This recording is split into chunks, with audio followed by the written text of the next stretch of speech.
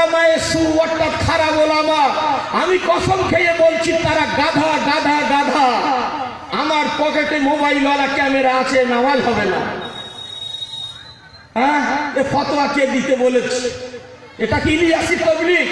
এটা কি ইউসুফ রহমাতুল্লাহের তবলিগ? আর তবলিগ জামাতে আছে কি ফতোয়া করো? ওর জন্য তো দারুল দেওবন্দ আছে, মাদ্রাসা আছে।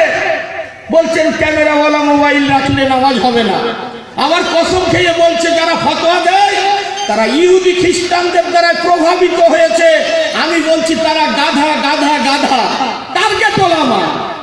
আসসালামু আলাইকুম। কোরআনে কারীম মোবাইল ফোনে শোনা হারাম।